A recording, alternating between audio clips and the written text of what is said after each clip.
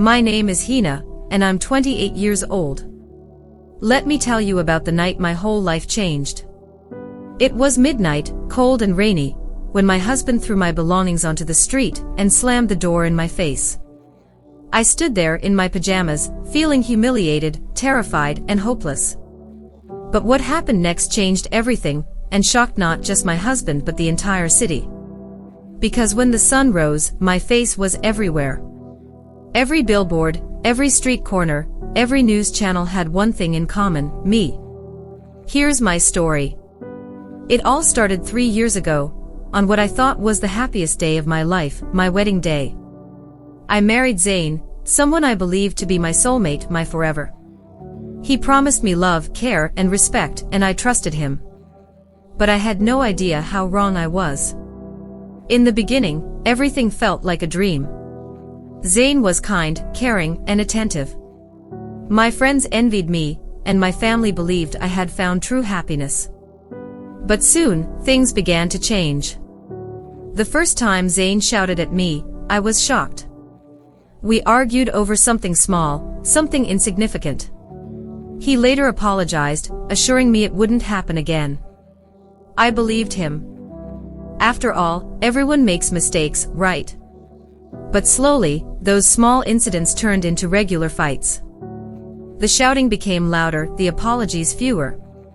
Zane began criticizing everything I did, my cooking, my clothes, even my dreams. He constantly told me that I was worthless, that I was nothing without him. And little by little, I began to believe him. I started losing confidence in myself. I stopped going out, stopped meeting friends. My entire world shrank into a small circle of fear and loneliness. Every morning felt heavier than the last. But I stayed, hoping things would get better, hoping the Zane I married would return. One evening, Zane invited some friends over for dinner. I cooked for hours, trying my best to make everything perfect. But at the table, in front of everyone, Zane mocked my cooking. Everyone laughed. I felt tears sting my eyes, but I held them back, forcing myself to smile. That night, as Zane slept soundly, I cried silently, feeling utterly alone. But the worst was yet to come. One night, I found messages on Zane's phone, messages from another woman. My heart shattered into a million pieces. When I confronted him, he didn't deny it. Instead, he blamed me. He said I had become boring, unattractive, and useless. His words cut deeper than a knife. I still stayed. Foolishly, desperately hoping he would change, that maybe I could fix our broken marriage. But the tension grew worse. Then came the night that changed everything. Zane came home furious. He lost a big business deal that day, and as always, I became his target. He blamed me for his failures, his losses, his disappointments. His anger escalated until he shouted words I never expected to hear: "Get out. Get out of my house." He stormed upstairs and returned moments later, carrying my bags. He threw them onto the street and dragged me outside, screaming, "You're done. You're worthless. Don't ever come back." And just like that, the door slammed shut. Standing in the rain, shaking and crying, I felt the weight of humiliation and hopelessness. My world was falling apart. I had nowhere to go, no one to turn to. I picked up my bags and began walking down the street, rain pouring down on me, washing away the tears I couldn't stop. I had never felt so broken and alone. Then, as I reached the main street, something unexpected happened.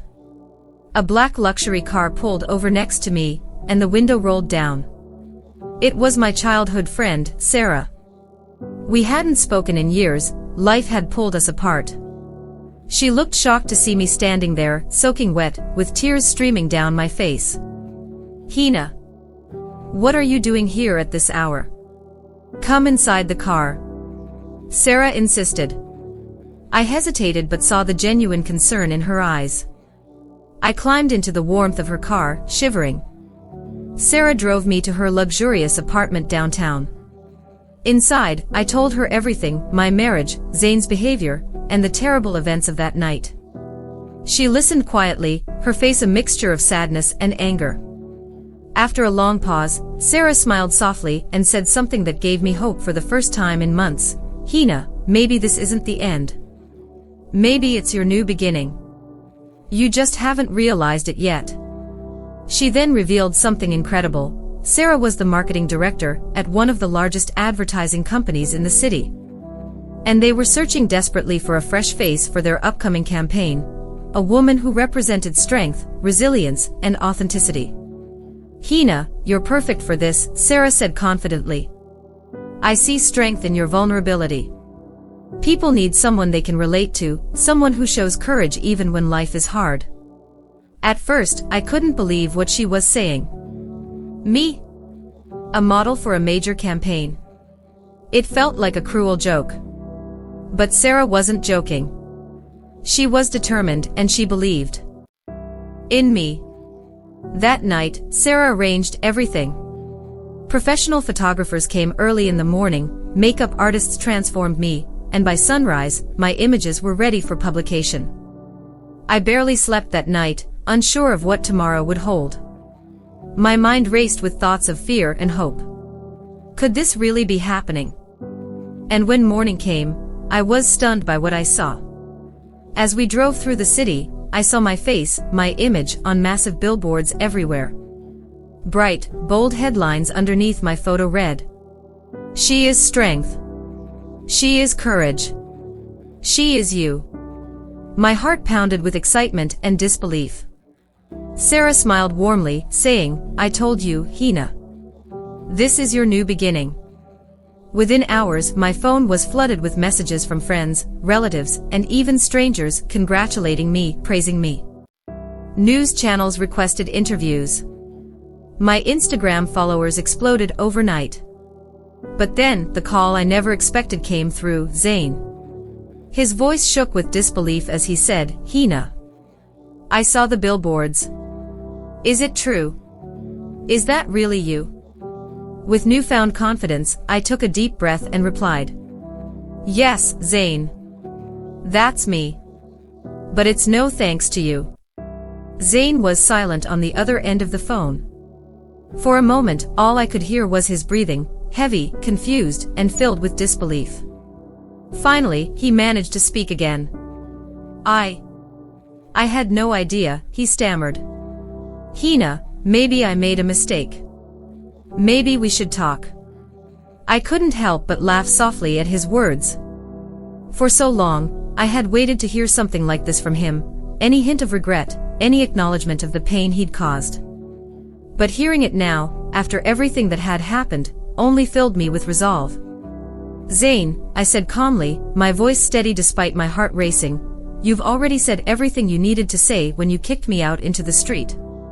I have nothing left to talk about." Without waiting for his reply, I ended the call. It felt liberating.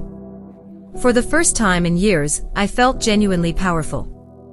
I was no longer the same Hina who endured humiliation and pain silently. I was someone new, someone stronger. That day, my phone continued to buzz non-stop. Interview requests poured in from newspapers, magazines, and major TV networks. At first, it was overwhelming. But Sarah stayed beside me through it all, guiding and supporting me, reminding me constantly that I was strong enough to handle anything. "People see themselves in you, Hina," Sarah said warmly. "You're inspiring women who have felt trapped or powerless. You're giving them hope." As the days passed, I accepted invitations to appear on TV shows and podcasts. Each appearance gave me more confidence and courage. And each time, I shared my story honestly and openly, not hiding my past or my vulnerabilities. To my surprise, my story resonated deeply with thousands of women. My inbox was soon flooded with messages from women across the country who'd experienced similar struggles, women who had faced humiliation, betrayal, and despair. My story gave them strength and in turn, their messages strengthened me. I was no longer alone. I belonged to a powerful community of women supporting each other. My pain was no longer just my pain, it had become a source of healing for others too. But my newfound success brought challenges I never anticipated. Just 1 week after the billboards went up, Zayn suddenly appeared outside my new apartment building, waiting nervously. He looked tired and disheveled, very different from the confident, arrogant man I'd left behind. "Hina, please hear me out," he pleaded as I approached. His eyes were full of desperation, something I had never seen before. "I made the biggest mistake of my life. I never meant those things I said. Please, let me fix it." I paused, taking in his pleading gaze. For a brief moment, the old pain resurfaced. But then, I remembered the humiliation, the disrespect, the nights spent crying alone. I shook my head firmly. "No, Zayn," I said calmly. "You showed me who you truly are. I forgive you, but only because holding on to anger won't serve me anymore. But I can't let you back into my life. I'm done."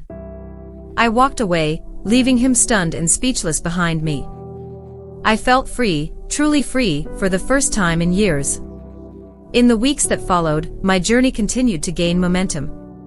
Companies and brands reached out, wanting me to represent them. I quickly became the face of multiple campaigns, all celebrating resilience, courage, and empowerment.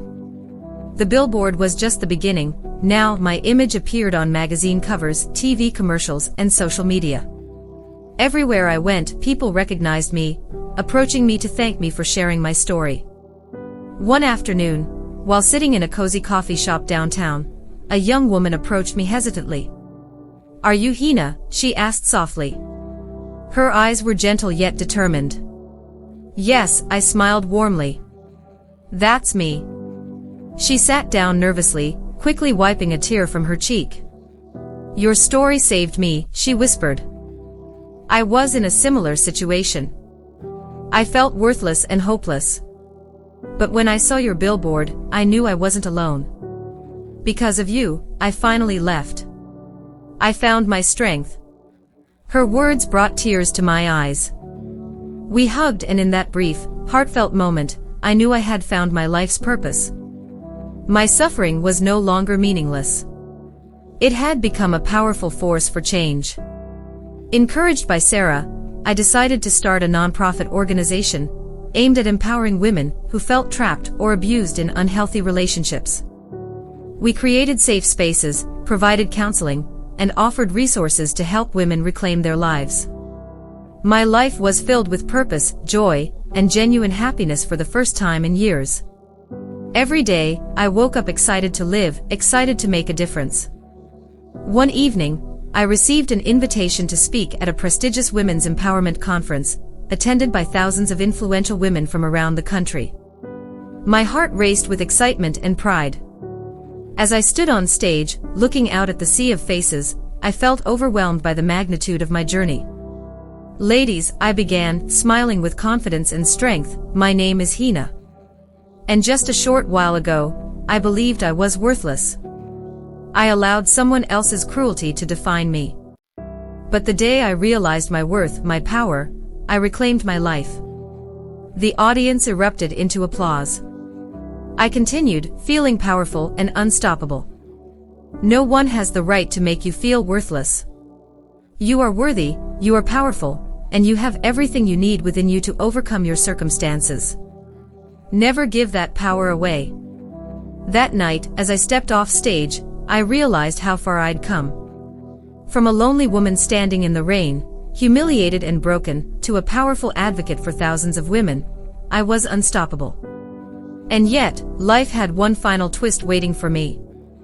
When I returned home that night, a familiar figure waited anxiously outside my door.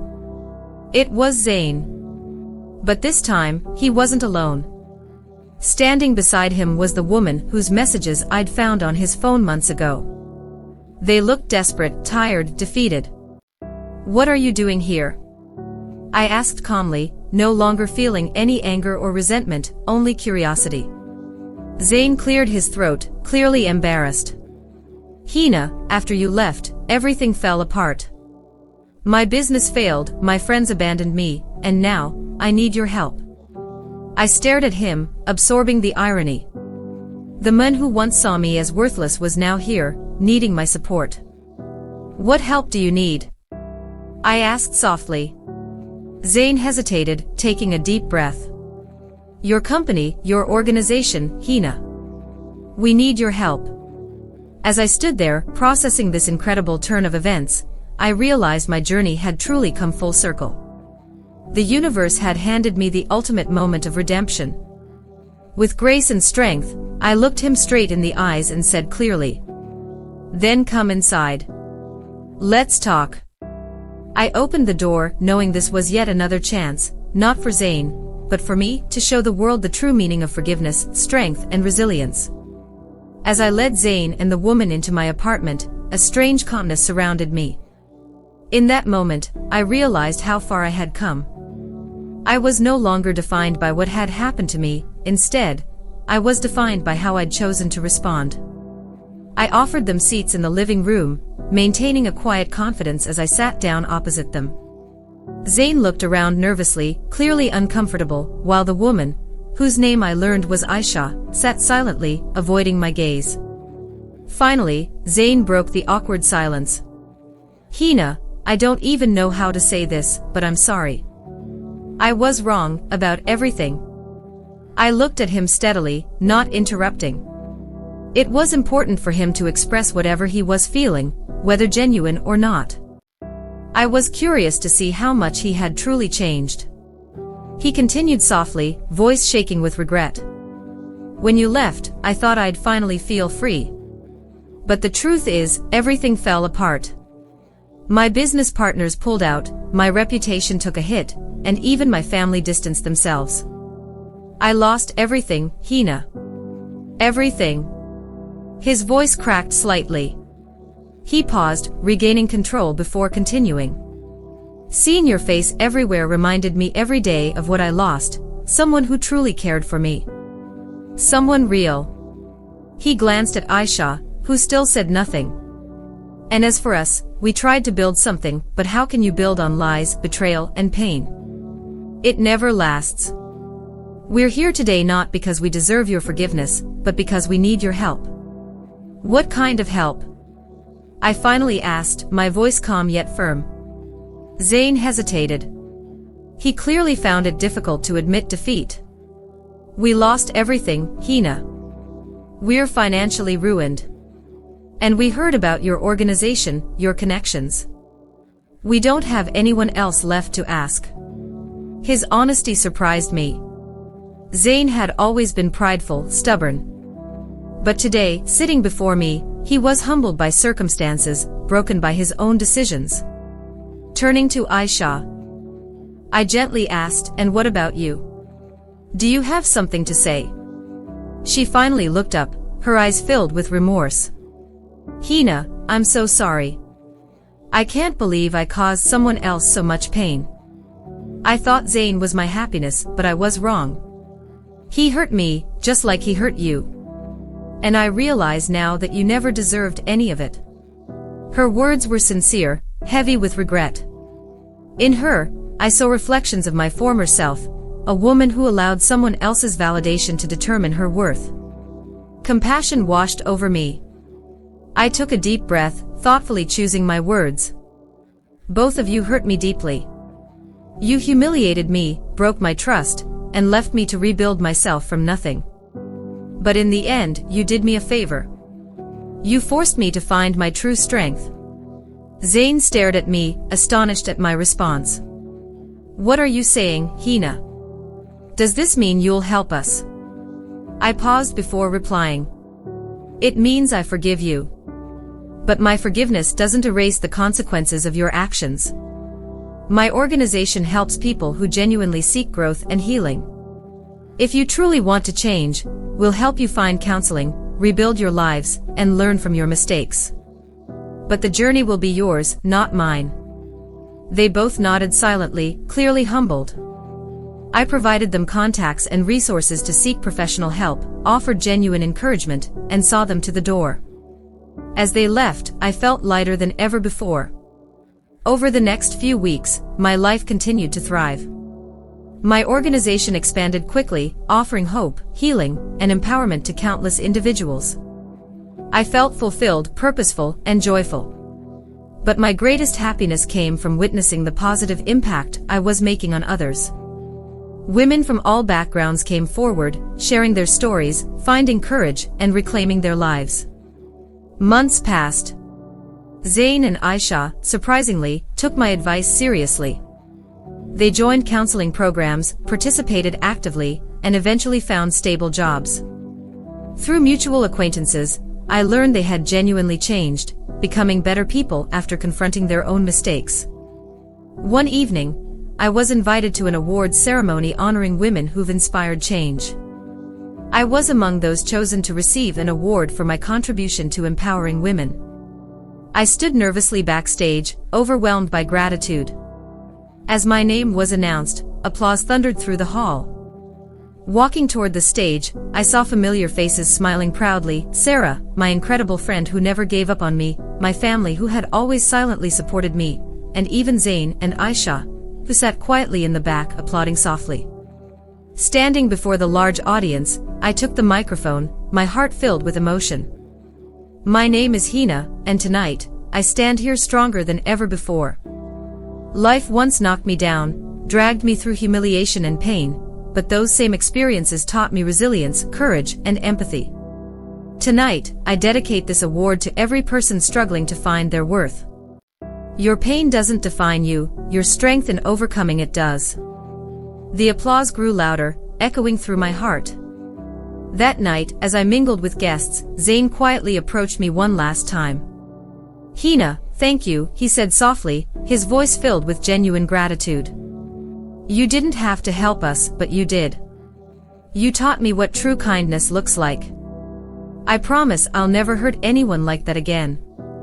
I smiled gently, genuinely happy to see his growth. That's all I ever wanted, Zain. For both of us to heal. Years passed. My organization became widely respected, changing countless lives. Sarah remained my best friend and closest confidant. My life was a joyful adventure, filled with purpose, happiness, and meaningful connections. One evening, as I walked through the city, I paused beneath one of the very billboards that had started everything. My face still smiled brightly, reminding passers-by of strength, courage, and authenticity. I took a deep breath, smiling softly to myself. I whispered a quiet thank you, to the universe, to Sarah, to the thousands of women who had supported me, and even to Zain. Without his betrayal, I might never have discovered how strong I truly was. My story, which had begun in pain and darkness, had transformed into a powerful message of hope and redemption. I realized in that beautiful moment that our greatest victories often emerge from our greatest struggles. Turning toward home, I felt peaceful, fulfilled, and deeply grateful for every moment, both good and bad, that brought me here. This was not just my story. It belonged to every person who chose strength over despair, hope over fear, and courage over defeat. I was no longer just Hina, the woman kicked out at midnight. I was Hina, the woman who turned rejection into triumph, pain into power, and humiliation into inspiration. I was living proof that even in our darkest moments, we have the power to rise again, brighter and stronger than ever before. As I continued walking home, reflecting deeply on my journey, I realized something powerful. I wasn't alone in my transformation. Countless women had walked similar paths, silently bearing their pain, afraid to speak up or make a change. This realization filled me with even greater determination. The following morning, I arrived at the office early, energized and ready to tackle a new project. My organization had just been awarded a significant grant to expand our reach, allowing us to launch new programs and create more awareness campaigns. As I gathered my team around, excitement and hope filled the air. Today marks another huge step forward, I began with confidence, smiling warmly at the passionate individuals around me. We're going to reach more women than ever before. We're going to ensure that no woman ever has to face her struggles alone. Applause echoed throughout the room. Our team worked tirelessly over the next few months, launching campaigns, hosting seminars, and partnering with other organizations. I felt proud watching my team passionately devote themselves to the mission we'd created together. But life, ever unpredictable, brought yet another surprise my way.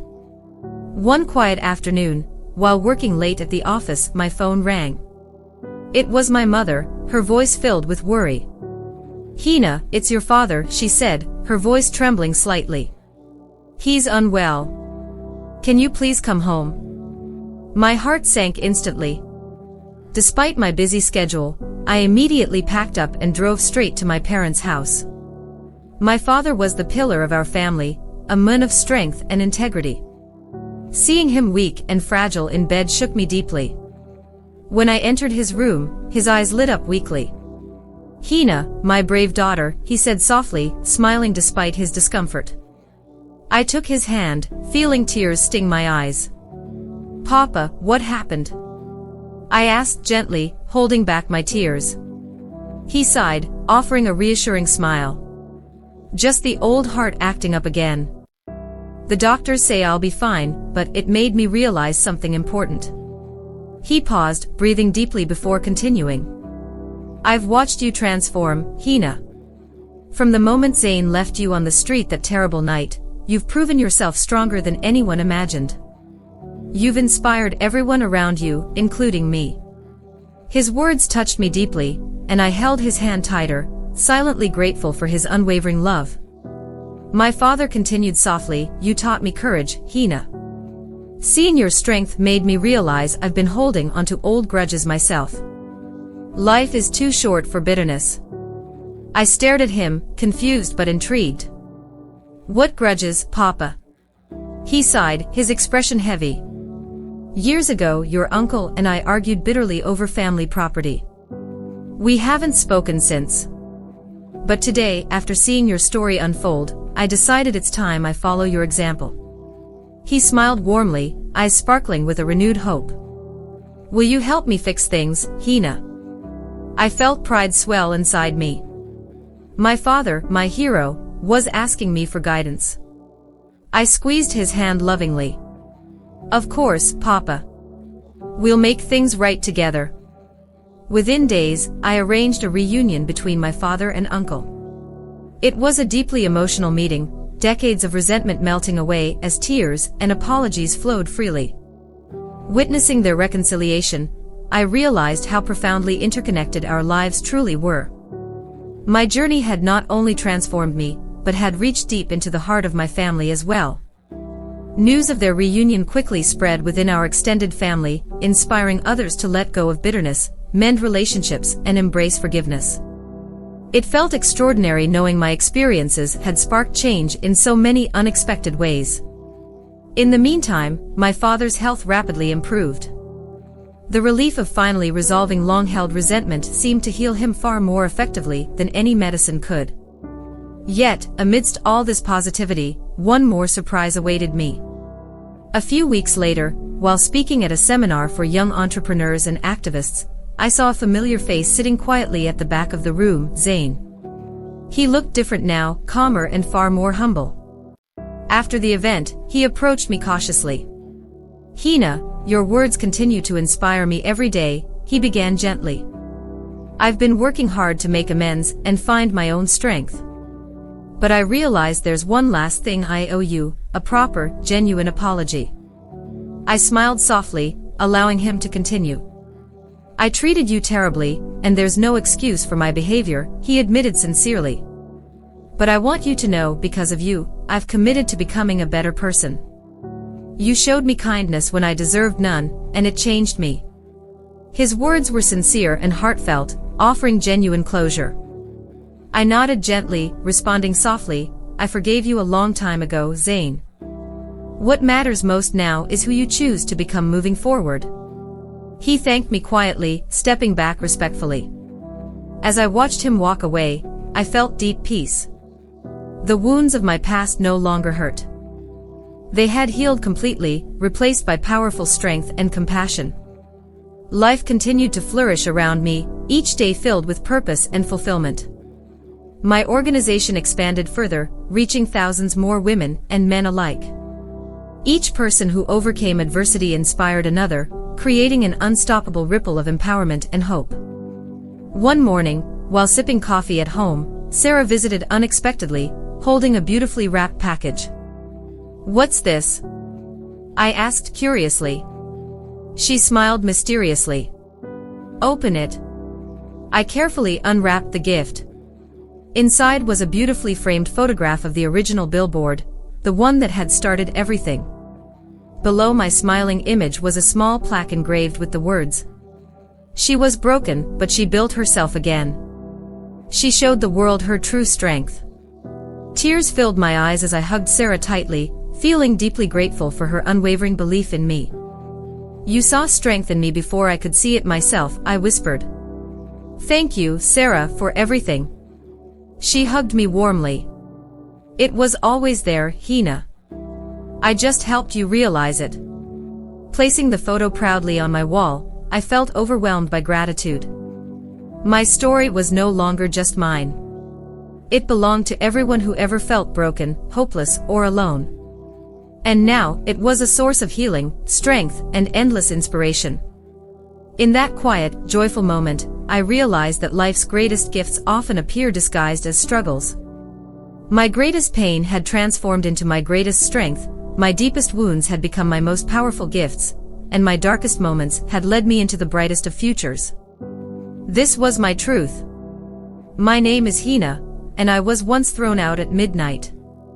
But the next morning, my face appeared everywhere, reminding the world and myself that there's always hope after heartbreak, strength after pain, and triumph after tragedy. And no matter what life throws at you, remember this. You are never truly broken. You are simply becoming who you were always meant to be. Months turned into years, and my organization kept growing steadily, becoming a beacon of hope for countless people. My life had become incredibly meaningful, and every single day was an opportunity to touch someone's heart or inspire positive change. But one afternoon, while conducting a workshop for women who had experienced emotional abuse, a young woman approached me hesitantly.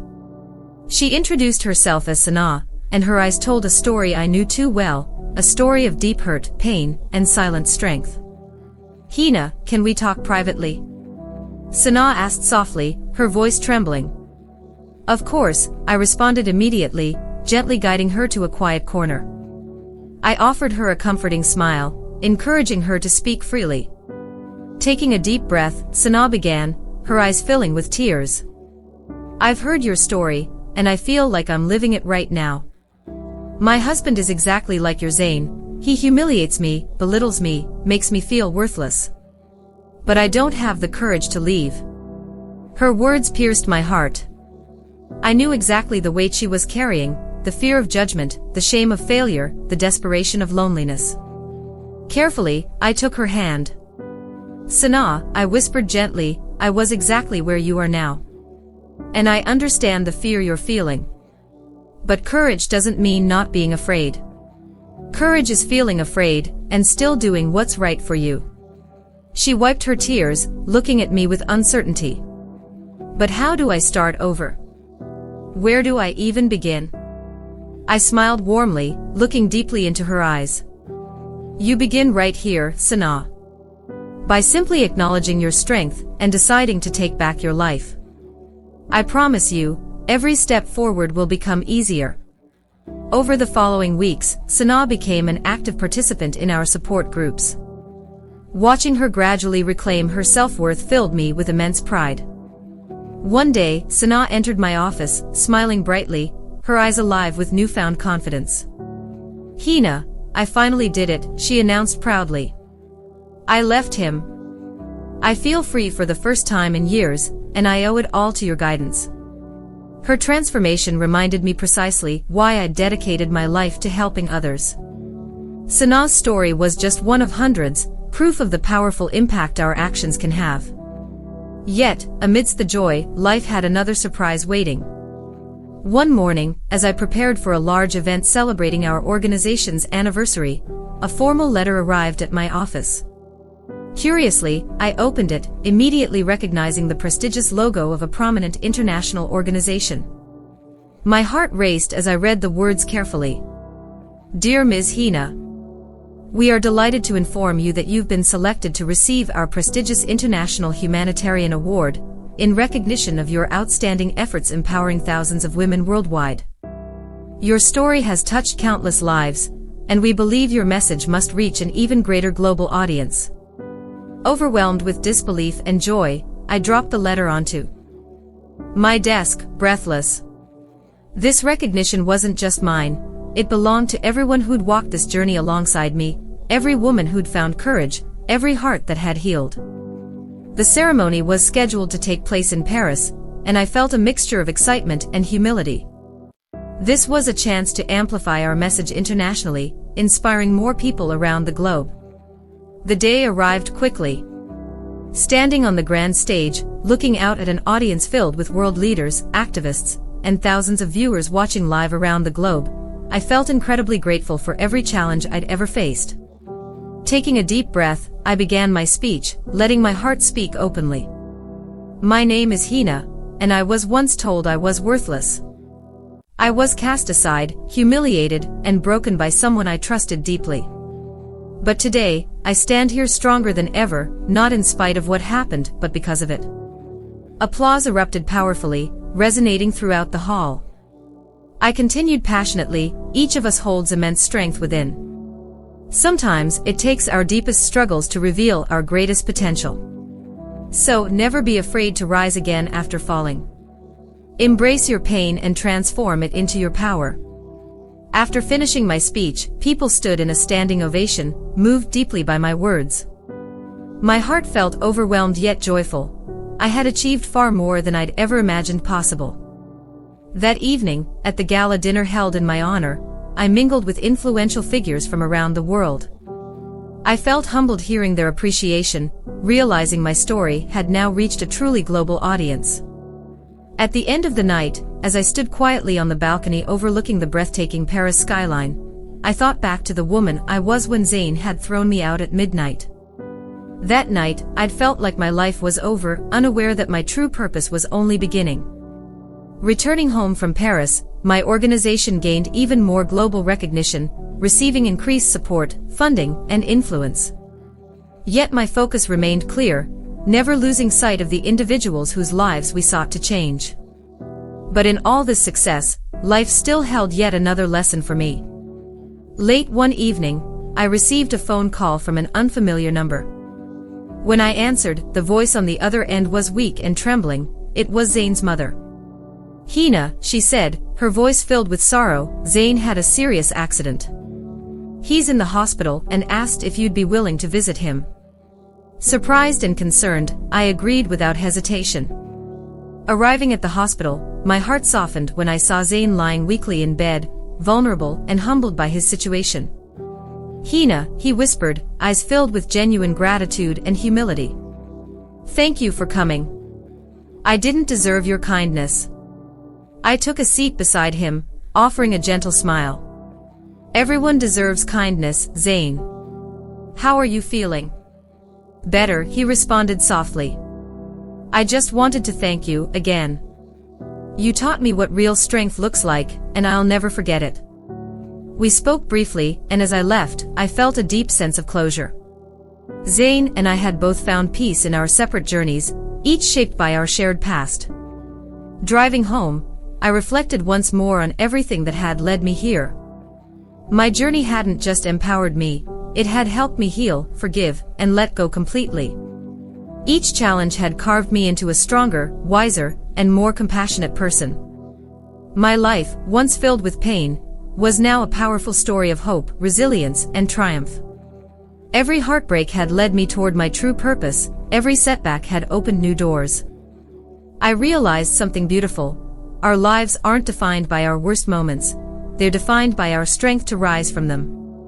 As I stepped inside my home, glancing once more at that framed billboard Sarah had gifted me, I smiled deeply, knowing now, more clearly than ever, that I had truly found my place in the world. My name is Hina, and life once threw me into darkness, but it also gave me the strength to shine brighter than I ever thought possible. And now, every single day, I choose to help others find their own light, reminding them they're never alone, never broken beyond repair, and always strong enough to rise again. With my life moving forward in ways I had never dreamed possible, I found myself reflecting deeply on the power of second chances, not just the ones I'd received, but also the ones I'd given. Every single day became a reminder of how forgiving others had set me free. My organization's reputation continued to flourish. Invitations to speak, mentor, and inspire poured in from across the globe, and my team expanded steadily, bringing in talented, passionate people dedicated to changing lives. But amid this rapid growth, I decided it was time for something new, something even more personal and impactful. I wanted to write my story in a book, capturing my journey, struggles, and triumphs. It would be an opportunity to reach even more people, inspiring them to reclaim their own lives, just as I had. I spent several months pouring my heart onto the pages, reliving each experience vividly. At times it was challenging, reopening old wounds, but ultimately, it allowed me to see my life in a new light. When the manuscript was finally complete, a renowned publisher quickly showed interest, and the book was scheduled for release in just a few months. But life had yet another surprise in store. One afternoon, while preparing for a meeting with my publisher, Sarah visited my office unexpectedly, her face glowing with excitement. "Hina, there's someone I'd like you to meet," she said mysteriously, gently leading someone into my office. Standing beside her was a kind-looking man named Amir, who greeted me with a warm smile. Amir was an accomplished film director known for creating deeply impactful documentaries. He explained he had followed my story closely and was incredibly moved by my resilience, transformation, and impact on countless lives. "Hina," Amir began sincerely, "I believe your story deserves a broader audience, beyond billboards, speeches, or even a book. I'd like to produce a documentary based on your life." I was momentarily speechless, astonished by his words. But Sarah nudged me playfully, smiling with enthusiasm. "This could inspire millions, Hina. Your story needs to be seen." Taking a deep breath, I looked at Amir warmly. "If my journey can help others find strength, then I'm honored. Let's do it." Over the next several months, filming began. Amir skillfully captured my story with sensitivity and honesty, bringing my journey vividly to life on screen. I revisited important locations, the street corner where I'd stood that cold midnight, Sarah's apartment where everything began to change, and even the billboard that had transformed my life. When the documentary finally premiered, the response was overwhelming. Audiences deeply connected with my vulnerability, strength, and determination. Viewers wrote countless messages expressing gratitude, sharing their own stories, and feeling encouraged to reclaim their lives. My book, too, quickly became a bestseller, resonating with readers worldwide. Suddenly, my journey had reached a scale I'd never imagined possible, touching millions of hearts across continents.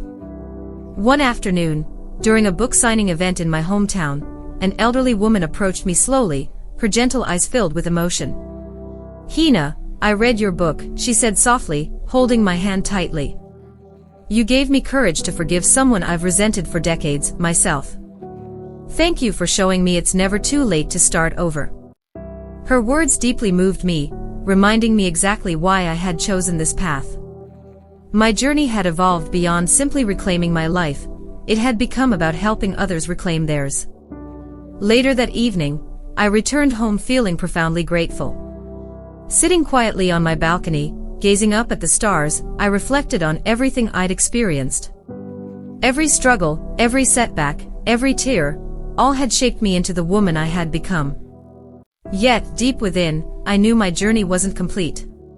Inspired by countless people who had opened their hearts, shared their vulnerabilities, and bravely embraced change, I decided to launch one final initiative, a global online community where people could safely share their struggles, connect, heal, and empower each other. Within days of its launch, thousands joined, forming an incredible network of support. Stories poured in from around the world, stories of courage, forgiveness, resilience, and hope. I was awed by the power of human connection, the profound strength of vulnerability, and the immense beauty of shared healing. One evening, while scrolling through heartwarming messages on our platform, I noticed a familiar name, Zain. Surprised yet curious, I clicked his profile, discovering he'd joined our community to share his own transformation. In his post, he openly acknowledged his past mistakes, expressed deep gratitude toward the kindness I'd shown him, and encouraged others who had hurt loved ones to seek forgiveness, make amends, and become better versions of themselves. Reading his words, tears welled in my eyes. Zayn had genuinely changed, and his willingness to publicly share his journey moved me deeply. I responded gently, thanking him for his courage, honesty, and growth. Our public exchange inspired many others to reconcile, forgive, and grow. My life had truly come full circle. Several years later, during a special ceremony celebrating the immense success of my initiatives, I stood once again in front of a large audience, heart filled with emotion. My name is Hina, I began confidently, and I once believed my life was over when I was kicked out at midnight. But that night, life didn't end, it began again. I discovered that true strength comes not from avoiding pain, but from rising despite it. Today, my mission remains simple yet powerful, to help every person who feels alone, broken, or hopeless find their strength, reclaim their voice, and shine brighter than ever.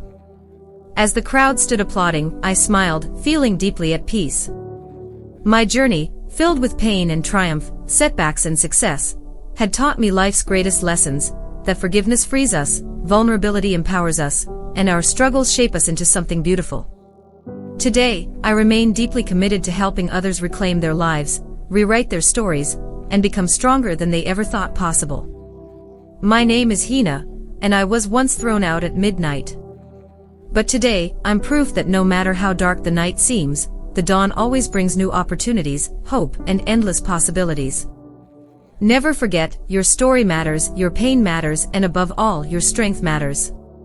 Together we can rise, heal, and change the world. With every passing year, the movement I had unintentionally sparked continued to grow, touching places and people I had never imagined. I often received messages from women in remote villages, men struggling with guilt, teenagers dealing with self-worth, and even elderly couples trying to heal decades-old wounds. And every time, I responded with the same message. You are not alone. You are not broken. You are becoming. Our online community blossomed into a powerful global force, the Becoming Circle, a name inspired by that very phrase. We launched workshops in over 30 countries, collaborated with schools and hospitals, and developed emotional healing curricula used in rehabilitation centers and shelters. But amid the momentum, I kept one promise I had made to myself. I never forgot the little things. I still hosted tea sessions every weekend with the women from my earliest support group. We laughed, we cried, we shared dreams and memories. These were the women who saw me when I had nothing, who reminded me, back then, that healing wasn't about how far you rise, but how deeply you're willing to feel. It was during one of those intimate sessions that an idea sparked in my mind. We'd been talking about our daughters, how we hoped they'd never have to endure what we had, how we wanted them to grow up in a world that nurtured their confidence instead of stripping it. What if we build something for them? I said out loud. A hush fell over the room. Something that teaches young girls how to recognize their worth early on. A place that gives them tools to protect their hearts, pursue their dreams, and walk away from anything or anyone that makes them feel small. That was the moment the Rising Daughters program was born. In just a year, we opened dedicated centers in major cities and rural areas alike, safe, nurturing spaces where girls between the ages of 10 to 18 could learn self-esteem, emotional intelligence, financial literacy, and the power of boundaries. We created mentorship circles led by women from their own communities, women who had walked through fire and emerged stronger. And the impact? Immediate. One day, a 13-year-old girl named Layla stood in front of her group during a Rising Daughters graduation event and proudly declared, I used to think I was weak because I cried when people hurt me. But now I know my tears aren't weakness, they're my power. And I will never let anyone treat me less than I deserve. Her words echoed in my soul. Because once upon a time, I had been a girl just like Layla, unsure, afraid, and desperate for someone to remind me that I mattered. And now, we were building a world where girls didn't have to wait until adulthood to find that truth. As the years went by, I traveled less, choosing instead to focus on deepening the work at home, visiting shelters, mentoring survivors, and writing quietly in the early morning light. I published 2 more books, both international bestsellers. I continued hosting community circles, and every year on the anniversary of that night, the night Zane kicked me out, I hosted an event called Midnight Light. It became a tradition. At exactly 12:01 a.m., in cities across the world, thousands of women gathered under candlelight, sharing stories, hugging strangers, writing letters to their past selves. We did not gather to remember the pain, we gathered to celebrate the power of rebirth. Midnight Light became a symbol. The moment when darkness met hope. The moment when silence turned into strength. The moment when someone whispered, "I'm still here." One particularly unforgettable year, the event was held in a vast open garden in Istanbul. Over 5,000 women attended, wrapped in warm shawls, holding flickering candles as the stars sparkled above us. And among them, I spotted a familiar figure, Aisha. She walked toward me slowly, her expression soft and peaceful. We hugged gently. "Hina," she said, "I have a daughter now. And I've named her Noor. Light. Because that's what you gave me when I had nothing left inside." Tears welled in my eyes. I hugged her tightly and whispered, "Your daughter will grow up in a brighter world. Because of the courage you chose." In that moment, I felt the ripple. The quiet power of healing passed from one woman to the next, one heart to another. That's the thing about pain, it either builds walls or opens windows. And we had chosen to open every window. Years passed. One spring morning, as I stood on the balcony of my home, sipping tea and watching the sunrise, my phone buzzed. It was Sarah, my forever sister in spirit. "Check your email," her text said, with a winking emoji. I laughed, opening my inbox casually. Then my eyes widened. Subject line, Hina Malik nominated for the Global Peace Prize. I gasped audibly. My hands trembled slightly as I read the message. Our work, our journey, our movement had been recognized on a level I never even dreamed of. The Global Peace Prize wasn't just about diplomacy or activism, it was about healing humanity through compassion. And they saw that in our work. I called Sarah immediately, both of us half laughing, half crying with joy. "This is for all of us," I told her. Every broken woman who found her voice. Every scared girl who found her strength. Every human who chose kindness over cruelty. In the months that followed, the story was shared on international media. The world, it seemed, was hungry for a new kind of hero, not someone with a sword or shield, but someone with scars, softness, and unstoppable spirit. The day of the Global Peace Prize ceremony arrived like a dream wrapped in golden morning light. The venue was majestic, an ancient opera house in Vienna, adorned with ivory pillars, glass chandeliers, and deep crimson carpets that whispered history beneath every footstep. As I stepped onto the red carpet, the flash of cameras lit up around me, reporters calling my name, eager to ask about the journey that had brought me here. But in that moment, all I could think of was that cold, rainy midnight years ago, standing on a wet sidewalk, holding a suitcase and shattered pride. Now, here I was, wearing a silver silk dress gifted by Sarah, walking into a space filled with world leaders, visionaries, artists, and peacemakers. But despite the grandeur, I felt deeply grounded. I knew exactly who I was. The hall fell silent as the master of ceremonies took the stage. They began recounting my story, not with pity but with reverence. From pain to power. From silence to global voice. From a broken heart to a healed world. Tonight, we honor the extraordinary resilience of Hina Malik. I walked slowly to the podium as a standing ovation thundered behind me. As I looked out at the sea of faces, some teary-eyed, others filled with awe, I felt a gentle calm rise within me. I adjusted the microphone and began. Years ago, I was just a woman in the rain. Heartbroken. Humiliated. Thrown out at midnight by the person I trusted most.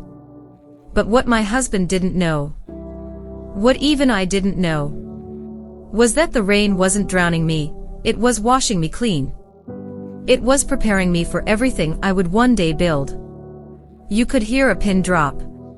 Every word hung in the air like poetry. I'm not here today because I was perfect. I'm here because I was broken, and I didn't stay that way. I'm here because I forgave people who didn't deserve it. Because I loved myself when I had no reason to. Because I listened when someone else whispered, "Me too." The audience stirred gently, many reaching for tissues, some nodding in quiet solidarity. I don't believe peace is found in politics or power. I believe peace is found in healing. Peace is a woman standing on a street at midnight and choosing not to disappear. Peace is every voice that dares to say, "I matter." Peace is every act of kindness done by people the world forgot. When I finished, there was no rush to applaud, just silence. A sacred, holy silence. And then, the thunder of clapping began. Some stood. Others cried. I bowed my head deeply. That night, I held the Golden Peace Prize in my hands, not as a trophy, but as a mirror. A reflection of every single person who had walked through their own fire and emerged stronger. After the ceremony, invitations began pouring in, interviews, collaborations, leadership forums. Oprah wanted me on her show. A university in Canada offered me an honorary doctorate. Hollywood producers reached out with movie proposals. But fame had never been the goal. I declined most of the spotlight. I chose instead to stay rooted, to expand the work quietly, to grow the light instead of chasing it. We built midnight centers, safe homes for women fleeing abuse, across 15 countries. We launched The Light Within podcast, where survivors shared their healing journeys in their own voices, unfiltered and raw. We introduced He for She circles, where men were educated and empowered to become allies, not just bystanders, in ending gender-based violence. And I kept writing. My fourth book, Rain That Raised Me, became a spiritual guidebook for healing from emotional wounds. Critics called it soul medicine. But the reviews that meant the most came in handwritten letters. One such letter arrived from a 16-year-old boy in Brazil. His sister had been in an abusive relationship. After reading my book, he stood up for her, convinced her to leave, protected her, and helped her get to safety. Your story helped me save my sister's life, he wrote. Thank you for teaching me that strength isn't loud, it's love in action. I wept reading that. That boy reminded me. We never know where our words land. We never know how far our healing travels. Years later, during a quiet evening at home, my niece asked me the most unexpected question. Auntie Hina, she said, curling beside me on the sofa, if you could go back in time and stop that night when Uncle Zane threw you out, would you? I paused. The question hung between us like a soft cloud. Then I smiled gently and replied, no. She blinked, surprised. Because that night gave me everything I never knew I needed, I said. It gave me my strength, my voice, my purpose, and it gave the world a version of me that I never would have found otherwise. She leaned her head on my shoulder and whispered, I want to be just like you when I grow up. I kissed her forehead. No, sweet girl. You're going to be even stronger. And now, as I sit here, years later, watching the next generation rise up with wisdom, confidence, and compassion, I feel an overwhelming peace. My story no longer belongs to just me. It belongs to every girl who refused to be silenced. Every woman who chose herself. Every man who chose to protect, not possess. Every child who learned early on that love must never hurt. I'm no longer defined by that midnight. I am defined by everything that bloomed after. The rain didn't drown me. The street didn't end me. The silence didn't erase me. It all built me. Piece by piece. Until I became something unstoppable. Until I became Hina. The seasons continued to change, as they always do, but something within me had become still, calm, like a mountain that had weathered every storm, and now stood unshaken. Life had slowed down in the best possible way. My mornings were quiet and sacred. I woke up before sunrise, made tea with cardamom and mint, and sat by the window with a journal in hand, not to plan the day, but simply to be present with it. I had nothing left to prove. No one to impress. Just a life to live, fully, freely, and with gratitude. One winter, while preparing to attend a rising daughter's graduation event, I received a surprise visit from an old friend. When I opened the door, my heart skipped a beat. It was Farah, my best friend from university, the one I'd lost touch with after my marriage. She stood there with the same soft eyes, the same warm energy, and a nervous smile on her face. "Hi, Hina," she whispered. "I heard about everything. I'm so sorry I wasn't there when you needed me." Before she could say more, I pulled her into a hug. "You're here now," I said, holding her tightly. "That's what matters." We spent the entire evening catching up, laughing, crying, reminiscing.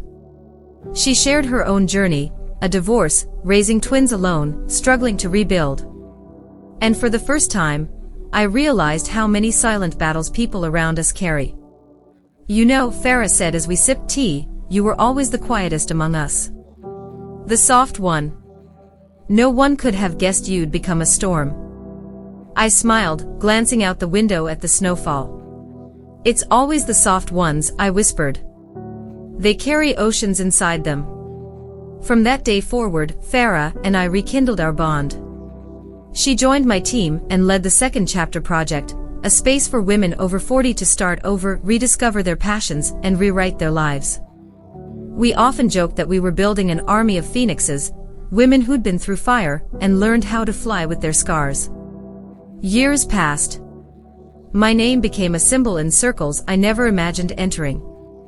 Not because I was famous, but because I was real. Because I had dared to be seen in my mess, in my fear, and in my rising. Young girls in schools studied my life in their curriculum.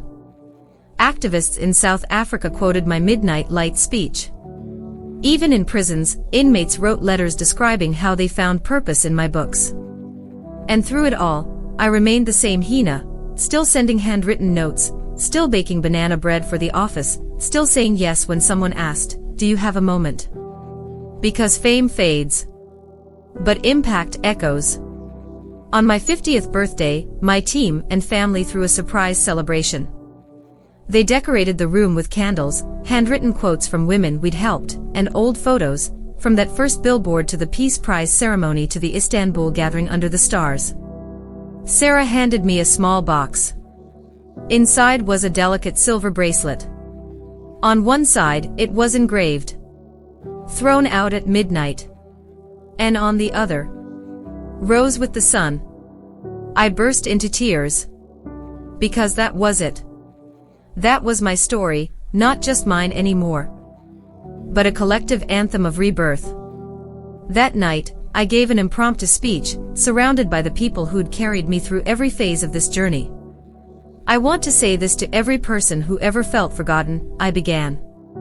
"To every heart that has ever been cracked open by betrayal or pain. You are not broken. You are becoming. Becoming wiser. Becoming stronger. Becoming the person you were always meant to be."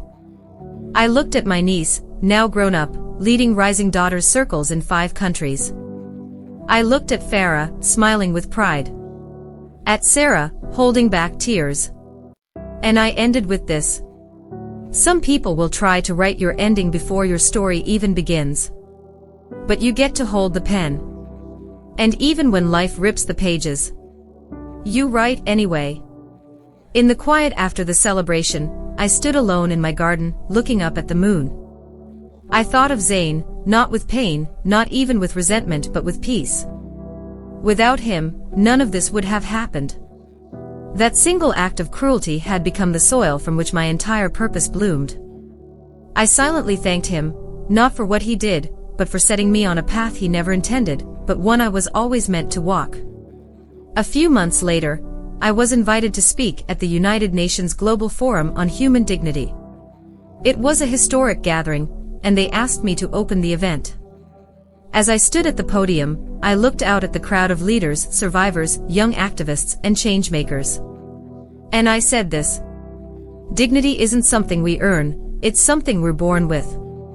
But sometimes we forget. Sometimes the world tries to erase it. But the truth is, no one can take it from us. Not forever. Because dignity has a voice. And I'm here because I chose to use mine. As I stepped off the stage at the United Nations, applause echoed like thunder, but it was different from any other applause I had ever heard. It wasn't just polite or ceremonial. It felt like a collective sigh, like the world had heard something it had been waiting to hear for a long time. After the event, I was approached by a quiet young woman in a beige headscarf. Her eyes were red from crying, but her voice was steady. "You don't know me," she said, "but last year, I stood on a rooftop ready to jump. And then I saw a quote from you, shared by a friend." Her voice trembled as she continued. "Your story isn't over. The pen is still in your hand." That one sentence saved my life. Now I'm studying social work. I want to save lives too. I hugged her tightly, tears welling in my own eyes. Moments like this reminded me that stories don't end when you stop telling them. They keep echoing through people you've never met, in places you've never been, saving lives you never knew were breaking. I returned home after the trip with a full heart and a tired body. That evening, I walked barefoot through my garden, the grass cool and soft beneath my feet. The moon was almost full, bathing everything in silver light. And I thought, I never imagined this life. I never imagined being someone whose voice could change anything. I was just a woman. Once silenced. Once forgotten. Once pushed into the dark.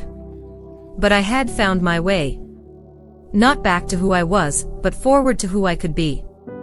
One morning, a message came in from a young man named Yusuf. He was the editor of a new magazine focused on emotional intelligence and healing through storytelling. He wrote, "Hina, would you consider being our first ever guest editor? We'd love for you to shape an entire issue with your vision and message."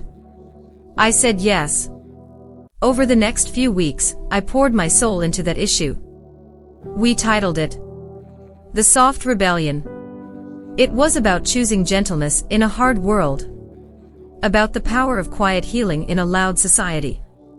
About how rising doesn't always look like roaring, sometimes it looks like breathing. Sleeping. Smiling.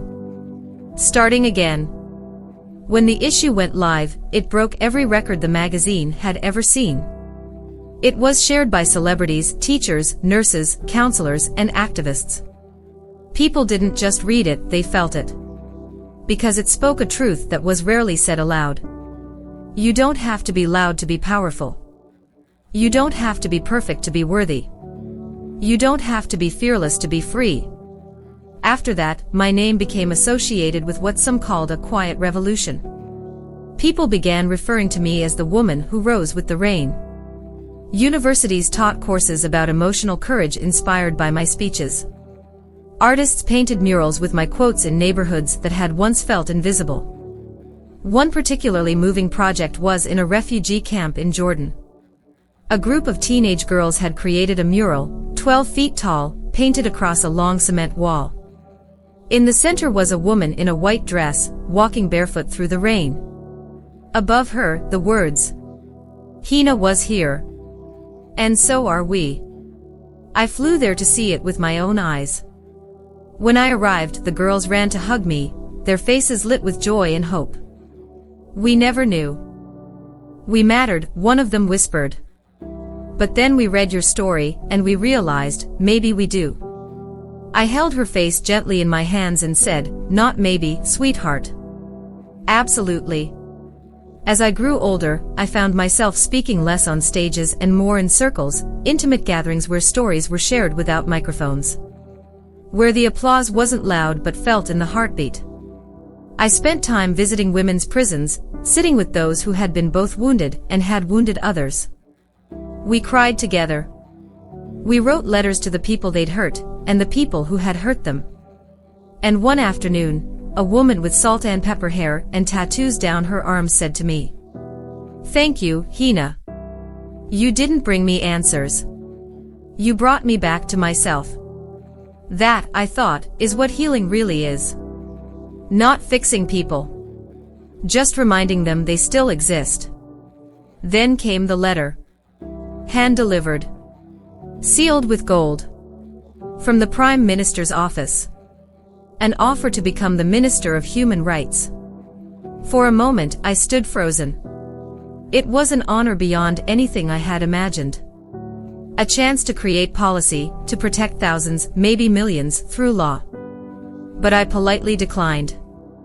Because I didn't want power in a chair. I wanted power in the circle. On the ground. In the eyes of the woman who thinks she's invisible. In the hug of the child who still flinches at love. In the silence between two breaths when someone realizes, I am still here. So I stayed where I was. Writing. Teaching. Holding space. Not because I feared rising higher. But because I had already risen exactly where I needed to be. Not above others. But beside them. One last story.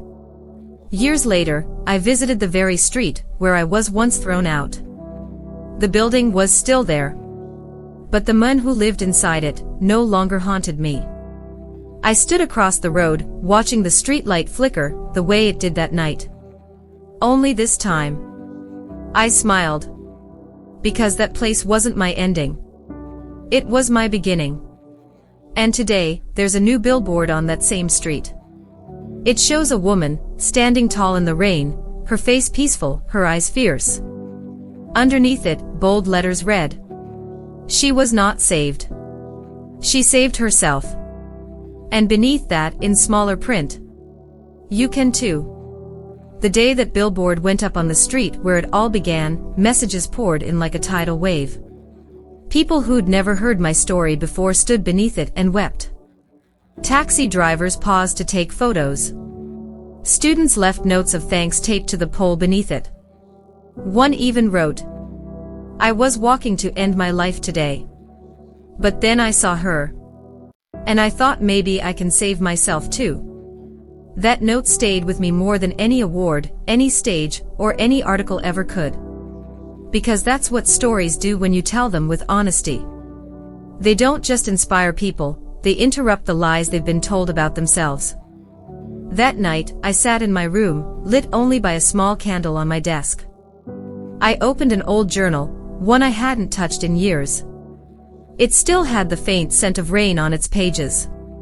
It was the journal I had started the very night Zane kicked me out. I flipped through it slowly.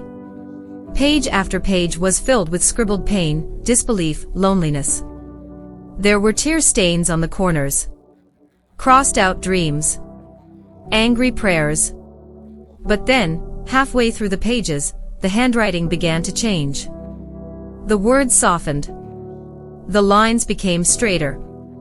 The fear turned into wonder. The self-doubt became questions like, what if I try? What if I am enough?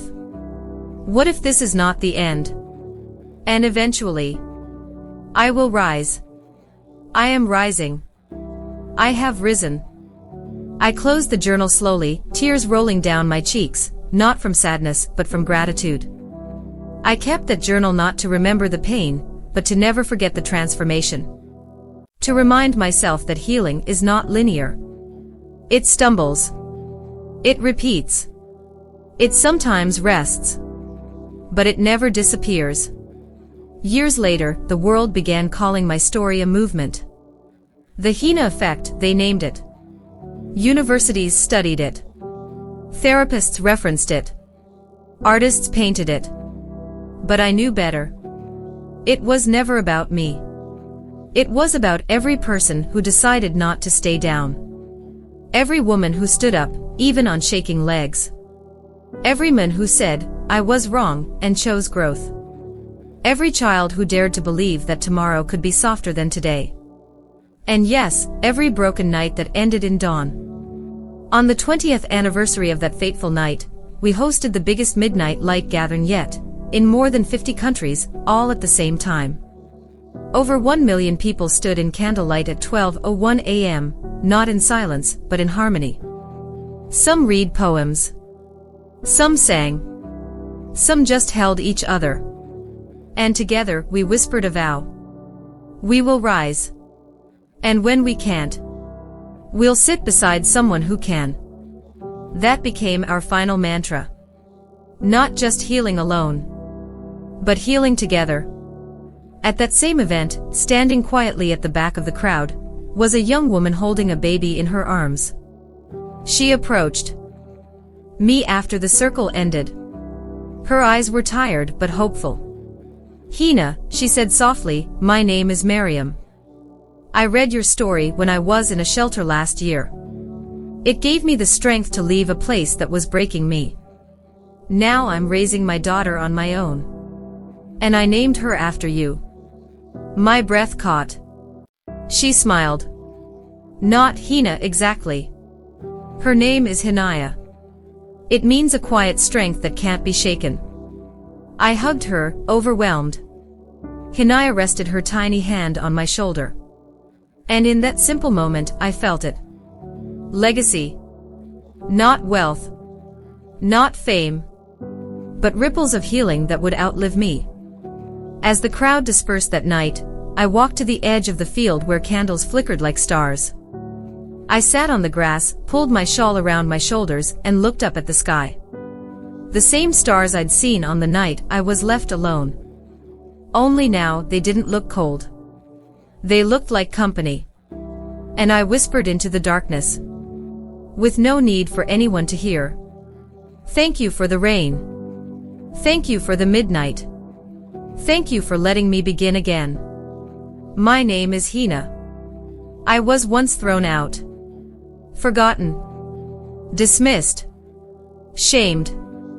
But I did not disappear. I rose. With softness. With fire. With quiet rebellion. With rain-soaked hope. And now, I live not just to survive, but to remind you. You can, too." In the years that followed, I stepped more and more into silence, not out of retreat but out of reverence. I had said what I came to say. I had built what I came to build. And now, I was learning the sacred art of simply being. Not fixing. Not saving. Just being. Present with the world, as it healed itself in echoes. I moved to a small cottage by the sea, not far from where my grandparents once lived. It was quiet, the kind of quiet that hums like an old lullaby. The waves were my morning alarm, the gulls my neighbors, the salt in the air a gentle reminder that even the ocean has scars, and still moves with grace. People still visited. Letters still arrived. Books still sold. But the pace was different now. Slower. Softer. I planted a small garden. Cooked my own food. Took long walks barefoot on the sand. And in the evenings, I sat on the porch and watched the sky change colors. Often, someone would ask, "Hina, do you miss the stage?" And I would smile and say, "The sea is my audience now. And the sky, my applause." But sometimes, late at night, a shadow of the past would visit me. Not to haunt. Just to remind. I'd remember her. The woman I used to be. Standing in the rain. Holding a bag. Swallowed by the dark. Her heart cracked open like lightning. And I'd whisper to her across time and space. "You made it. You made it all the way here." And sometimes, in the stillness, I swear I could feel her whisper back. "So will they." Eventually, when I turned 60, my team, many of whom had grown from young interns to seasoned leaders, gathered to honor me. They created a documentary called Midnight Was Not the End. It aired globally and won awards for its raw beauty. But what mattered most to me was what came after. An entire movement of storytellers emerged. Not about me. but about them. Survivors, dreamers, rebuilders. People began sharing their own midnight moments, stories of heartbreak, illness, loss, addiction, betrayal. But instead of ending at the pain, they spoke of the rise, the rain, the reckoning, the rebirth. One of the most beautiful stories came from a boy in a wheelchair named Ahmed. He had lost both legs in an accident and nearly gave up on life. But he saw one of our "You Can Too" billboards near his hospital window. He began painting. By age 17, he had created an entire art series called Legs of Light. He said, "I don't need legs to move forward. I just need a reason." We featured his artwork in our next Midnight Light Festival. Thousands came. When Ahmed wheeled onto the stage, the audience rose, not out of sympathy but respect. Because that's what our movement had become. Not just about women. Not just about survivors. Not just about me. But about anyone who had ever felt like a storm had swallowed them whole. And somehow, still chose to dance in the rain. That same night, Farah sat beside me, now silver-haired and ever radiant. She leaned over and said, "Do you think they'll remember us 100 years from now?" I smiled. "No," I replied. "They won't remember our names. But they'll remember how we made them feel. They'll remember that someone, somewhere, once stood up and said, 'This pain ends with me.'" She nodded, eyes shining with tears. "That's enough," she whispered. And it was. Now, as I write these words in the final chapters of a long, full life, I don't feel sorrow. I feel softness. I feel gratitude. I feel the steady rhythm of a heart that once broke and rebuilt itself stronger, beat by beat. If this is the end of the book, then let it close not with a period, but with a comma. Because someone else will pick up the pen. Someone who once stood in their own storm. Someone who whispers into the night, "Maybe I can, too." So if you've listened this far, if you've followed this journey from that cold midnight to this warm porch by the sea, then let me leave you with one final truth. You were never too weak. You were never too late. You were never too broken. You were simply becoming. And maybe, just maybe, this moment you're in, this silence, this ache, this pause, maybe it isn't the end. Maybe it's just your billboard moment in disguise. And when the sun rises, maybe the whole world will see what you've always been becoming. My name is Hina. I was once kicked out at midnight. But now I am everywhere. In the billboards. In the stories. In the mirrors of those who've learned to love themselves again. And most of all, I am in you. Because if I rose, you can too. Time, as it does, moved on. The tides came and went. Faces grew older. The candles at midnight light burned every year a little brighter, even as mine flickered a little softer. But I was never afraid of the end. Because the end, I realized, isn't darkness. The end is legacy. And mine wasn't in gold or statues or streets named after me.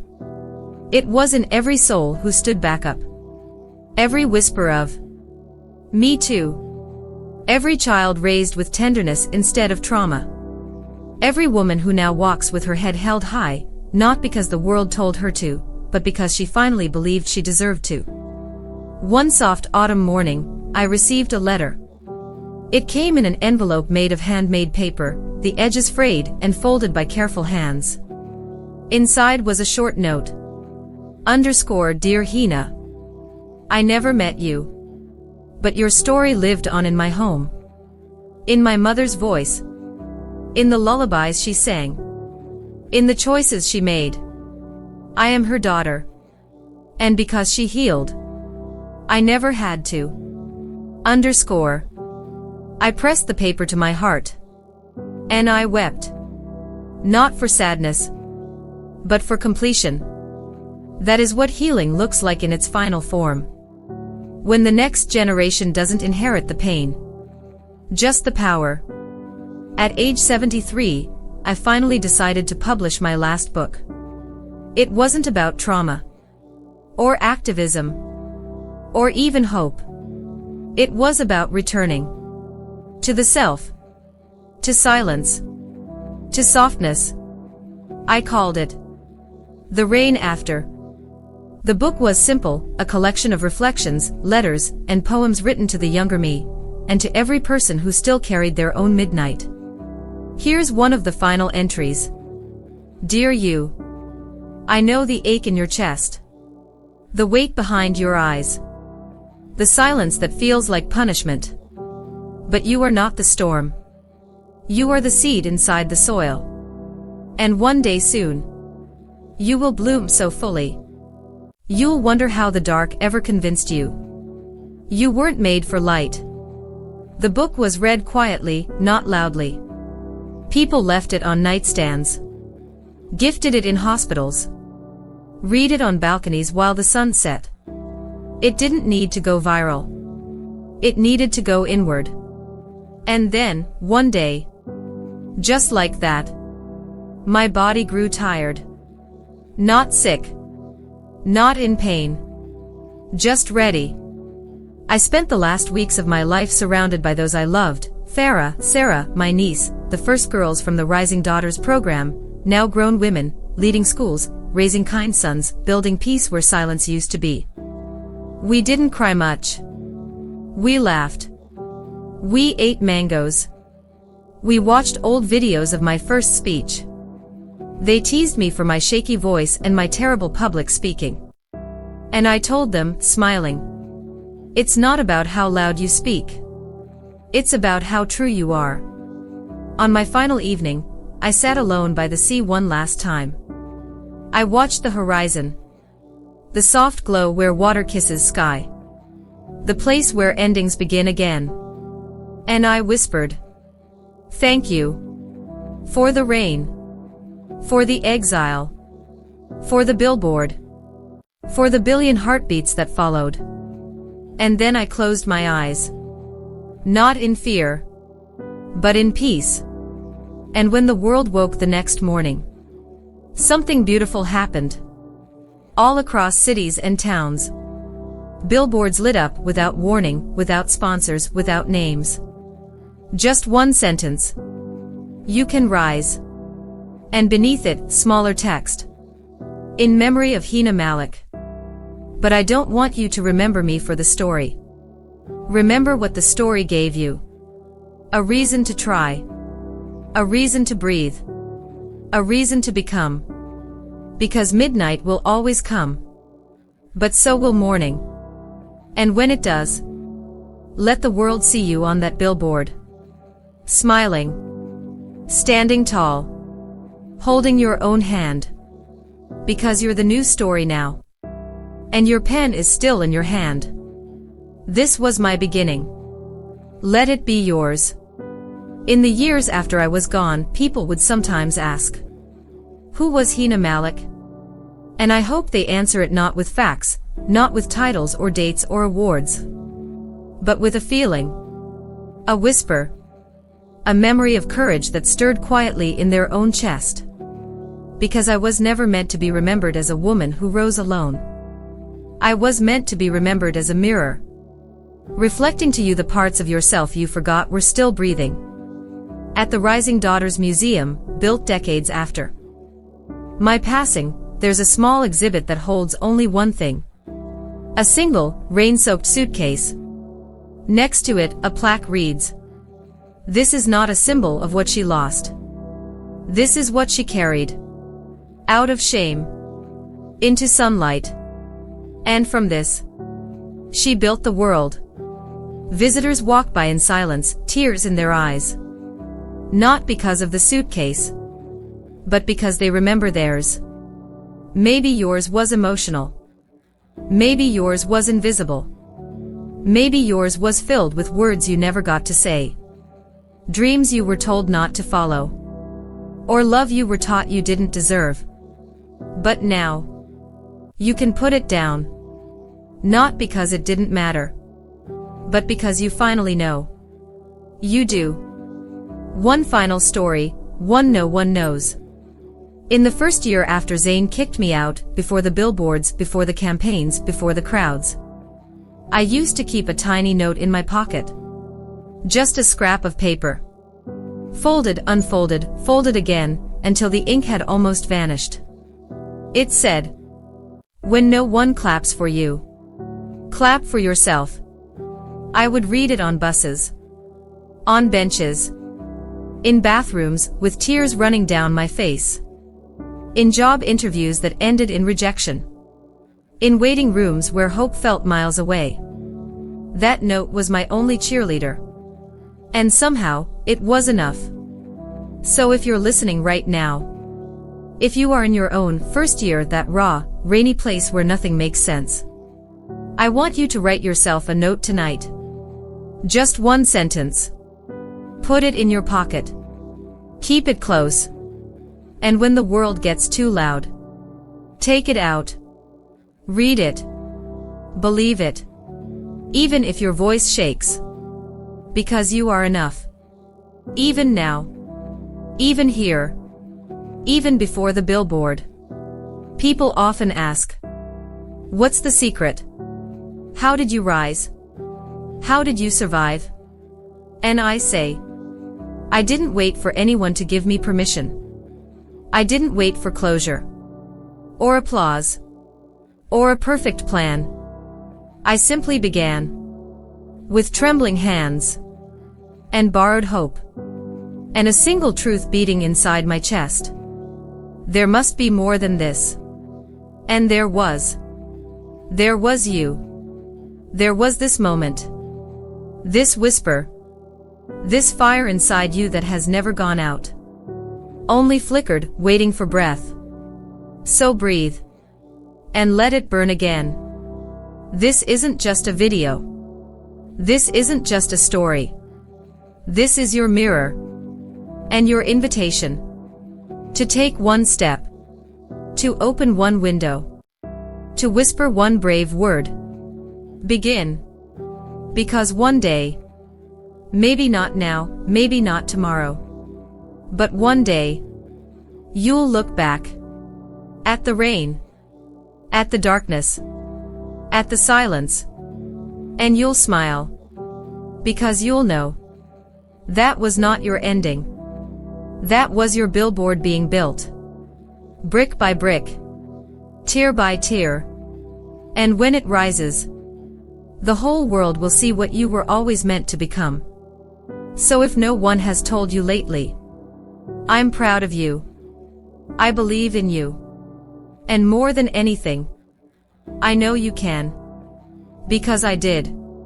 And I was once just a girl in the rain, clapping for herself. In the museum's final room, far beyond the photographs and the plaques, beyond the walls covered in handwritten letters and donated scarves from women who'd once been silenced, there is one final space. It's called the quiet room. It has no lights, no screens, no audio tour. Just a single chair, a mirror, and a blank notebook. Visitors are invited to sit, to reflect, and to write a letter, not to anyone else but to themselves. The staff calls it Hina's last request. Because before I passed, I left one final message for the world. It read, when you have finished my story, please write your own. Not for fame, not for followers, but because the world needs what only you carry. So sit, be still, and tell your truth. I'll be listening. And they did. Hundreds of thousands of letters have been written in that room. Some only a sentence long. Some pages deep. Some folded into hearts. Some soaked in tears. But every single one. A resurrection. A person choosing to be seen. To begin again. To become. Sometimes someone will ask me in interviews or letters or dreams, Hina, if you could say just one thing to the girl standing in the rain, that version of you, what would it be? And I've thought about it. I've written 100 answers. But I always come back to just 3 words. Words I want to leave with you now, wherever you are, whatever storm you're in. Don't go back. Not to the one who broke you. Not to the voice that doubted you. Not to the version of yourself that settled for less than light. You've come too far. You've cried too hard. You've healed too deeply to go back. So go forward. Even slowly. Even scared. Even if your hands still shake and your heart still cracks at night. Go forward. With grace. With grit. With you. Because the truth is, there are people waiting for your story. People who will one day say, I didn't give up because you didn't. You don't need a billboard. You are one. Every scar, every smile, every step forward is a sign for someone else. Telling them, you're not alone. You're not too late. You're allowed to begin. So this is where I leave you. Not at an end, but at a threshold. You've heard my story. Now it's time to tell yours. Not someday. Not when you're perfect. But now. Exactly as you are. And when the night feels too long. When the rain feels too heavy. When the mirror feels too quiet. Just remember this voice. This story. This truth. You were not made to break. You were made to rise. This was my rain. This was my road.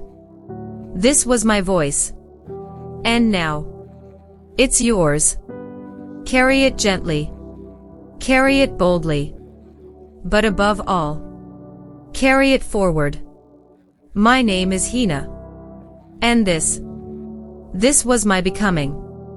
There's a saying I once heard. Some people leave behind footprints. Others leave behind fire. I never set out to be either. I only wanted to survive. But maybe that's what starts every great movement, not ambition but necessity. Not glory but grief. Not a spotlight but a single tear wiped away in the dark when no one's watching. After the museum was opened and my books had been translated into dozens of languages, something extraordinary began to happen. People started renaming pain. Women stopped calling themselves victims. They began calling themselves architects, builders of lives from the rubble. Men stopped saying, I lost everything. They began saying, I started again. Even children, once ashamed of their broken homes, began writing poems titled, The Day I Didn't Disappear. Pain, once a prison, had become a passage. And the world noticed. Journalists called it the Hina language. A new way to speak about struggle. Not as weakness, but as weather. Something that passes. Something you can stand in. Something you can survive. And grow through. A college in New Zealand offered a degree in resilience studies, inspired by my story. A hospital in Rwanda built a hope garden in the shape of a teardrop, with flowers blooming from stone pots, each one named after a woman who had rebuilt her life.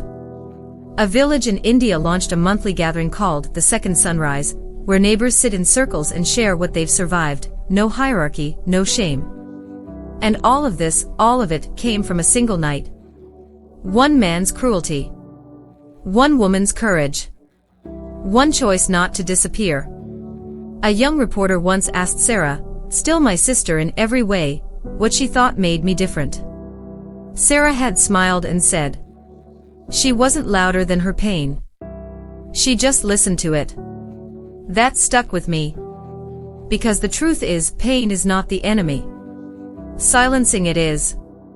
So if you're still here, still watching, still wondering if you'll ever find your light again, let me tell you, you already have.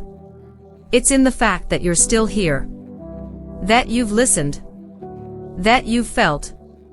That you haven't given up, even on days when it felt easier to. You don't need a map. You just need a minute. To breathe. To believe.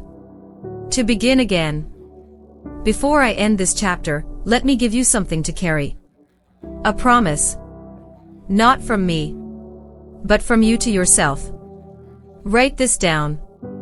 Whisper it. Etch it into your mirror. Speak it every time the rain comes back. I will not shrink for anyone. I will not silence my story. I will not stay in places that break me. I will rise. Even quietly. Even slowly. Even if no one claps. I will rise. Because I was always meant to. My name was Hina. But your name? Your name is the next echo. Your story is the next chapter. And your rise. It might just be the one that saves someone else. So rise. Not to prove anything. Not to change the world. Just to remind it. That light still exists. And that it lives in you. By now, maybe you've realized something. This story was never just mine. From the very beginning, the rain, the silence, the broken voice. It was always meant to become ours. A shared memory. A whispered anthem. A soft rebellion passed hand to hand. There's something sacred about stories like these, not because they're perfect, but because they carry permission. Permission to cry. To leave. To speak. To rest. To begin again. And now, I pass that permission to you. Not with a command, but with a quiet question. What would happen if you believed you were worthy, even now? I once believed I had to become someone else to be free. But now I know. Freedom is not becoming someone new. It's coming back to the person you were before the world told you who to be. So come back. Come back to your softness. To your knowing. To your truth. Not the loud, rehearsed truth. But the shaky one. The half-formed sentence. The honest sigh. The version of you that isn't polished but is present. That's where healing begins. If you were standing here beside me now. Not as a viewer, not as a stranger, but as a companion. I would take your hand. I would look you in the eyes. And I would say, you are not hard to love. You are not too late to matter. You are not behind. You are here.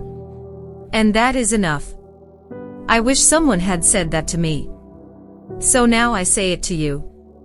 Over and over until it becomes your heartbeat. Let me tell you what happened to that girl. The one with the suitcase in the rain. She didn't vanish. She didn't shatter forever. She didn't wait for the world to come save her. She stood up. She knocked on the door of a friend. She drank warm tea with trembling hands. She cried. She rested. She made a list. And then she wrote a sentence. I will not stay in a place where my light must shrink to fit. And she didn't. She left. She stumbled. She healed. And she rose. Not all at once, but steadily. Like the sun after a long winter. That girl became me. And now, I become you. Because every time one of us tells the truth of how we got back up, we become a path for someone else. A soft light in the distance. A hand reaching into the dark saying, this way, love. I've been there. You're not alone. So if you've made it this far, if you've walked through this entire story, then you already carry the flame. You are the proof. You are the billboard. You are the light someone else will see in their darkest moment and whisper, if she could, maybe I can too. Let that be your legacy. Not perfection. Not noise, but quiet courage. A final whisper from me to you. Don't wait to feel ready. Don't wait for someone to believe in you. Believe in yourself now. Rise anyway. Write anyway. Walk anyway. Because someone's tomorrow depends on you not giving up today. And if you forget, come back here. Rewatch this. Reread these words. And remember, this story was yours all along. You just needed to hear it. In your own language. In your own time. From a girl who once stood in the rain and found the sun inside herself.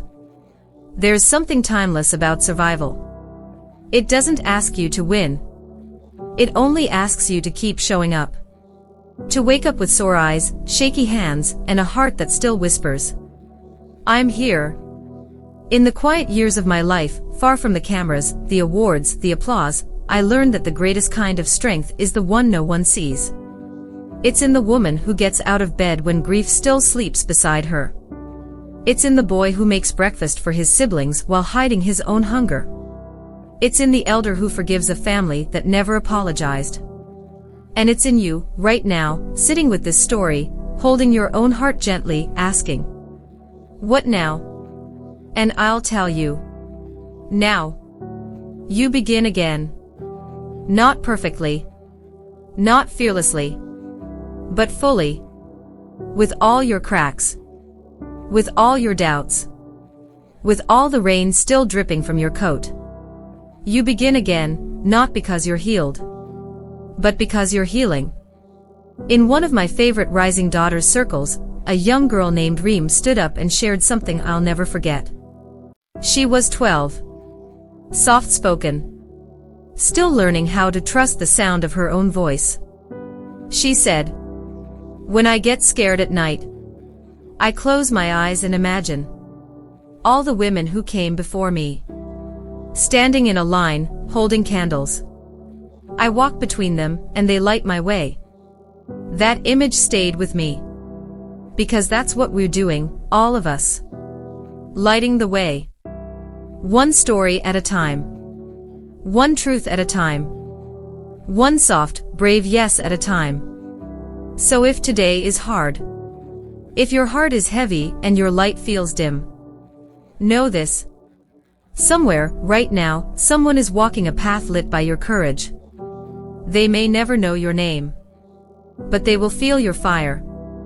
I've always believed that healing is less like climbing a mountain, and more like walking a spiral staircase. Sometimes you feel like you're in the same place again. But look closely. You're a floor higher, wiser, stronger, more aware of your own worth. So don't rush it. Sit when you need. Cry when you must. Pause when your legs tremble. But never believe for a second that you are going backward. You are always rising. Even when it feels like falling. There will be days when doubt wraps around you like fog. On those days, remember what I did in my darkest hour. I held on to one small truth. Not a speech. Not a plan. Not even a prayer. Just this. This is not the end. Repeat that. Write it on your mirror. Etch it in your journal. Whisper it into your pillow. This is not the end. Not of your hope. Not of your strength. Not of your story. Because one day, and I promise you this, you will look back on this moment. The ache. The confusion. The silence. And you will smile.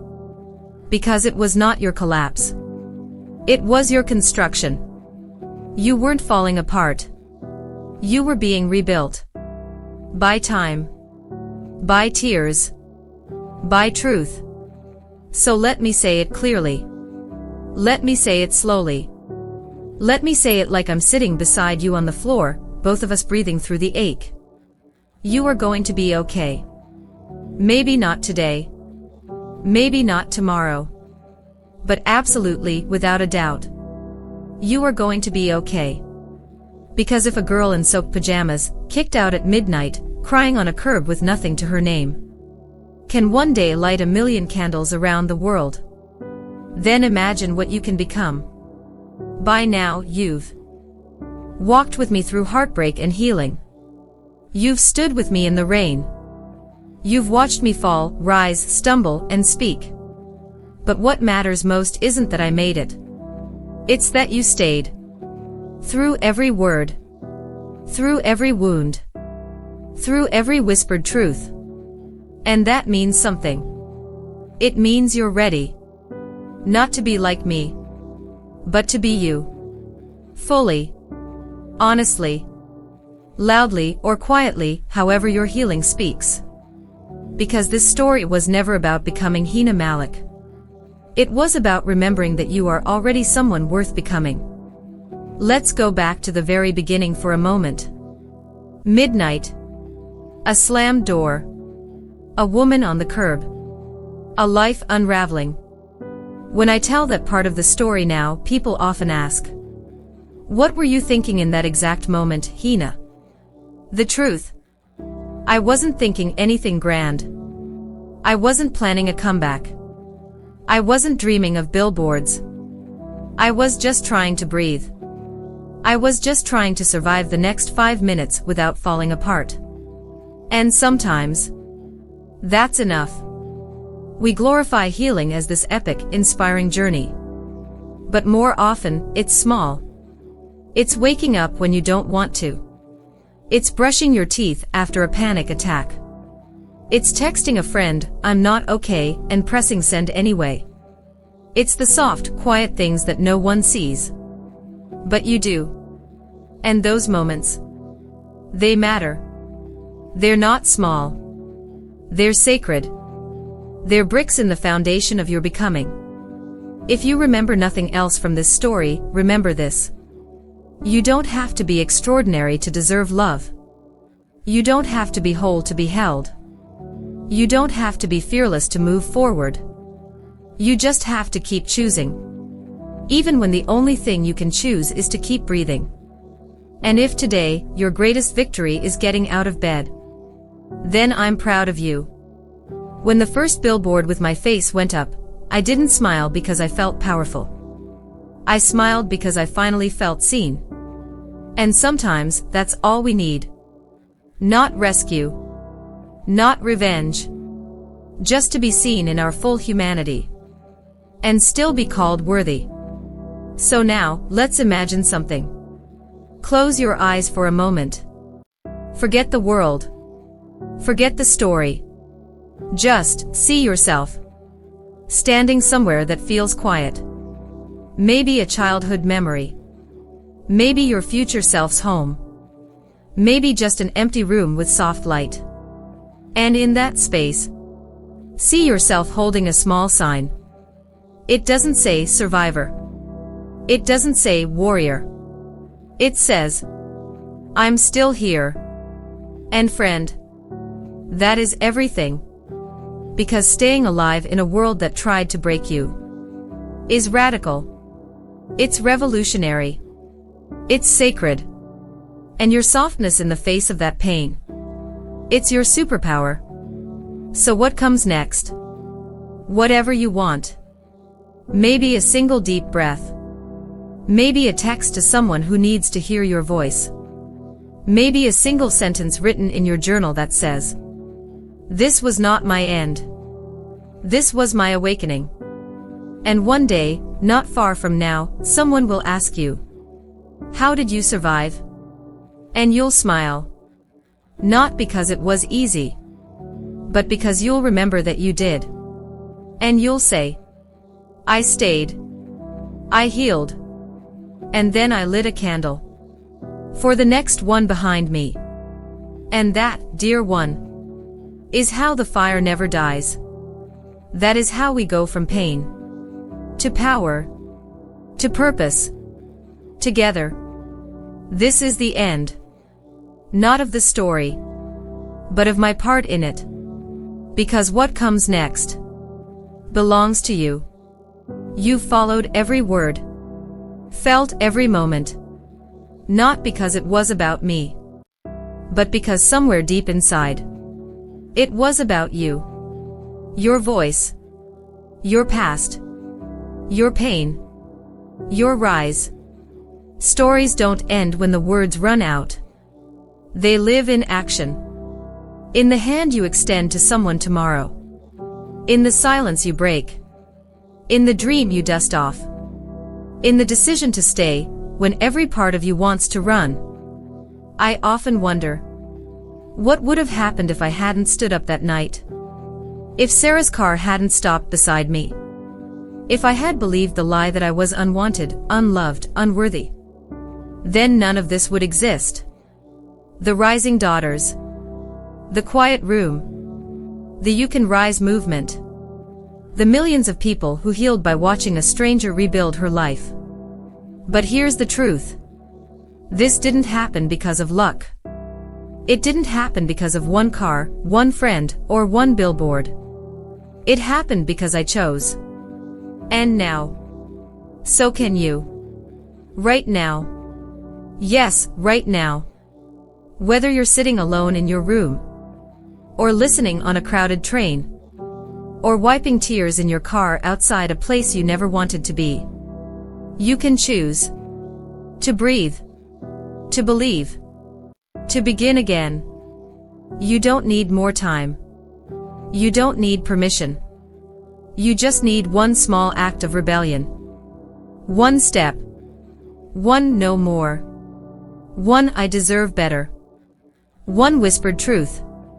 I am not finished. Because here's what I know now. Pain will try to claim you. Darkness will try to define you. The world will try to erase you. But if you still have breath in your lungs, then you still have a choice. To rise, to roar, or to whisper softly, watch me. So take this final message from me, not as a goodbye, but as a beginning. Your survival was never a question. Your brilliance was never broken. You were never too much.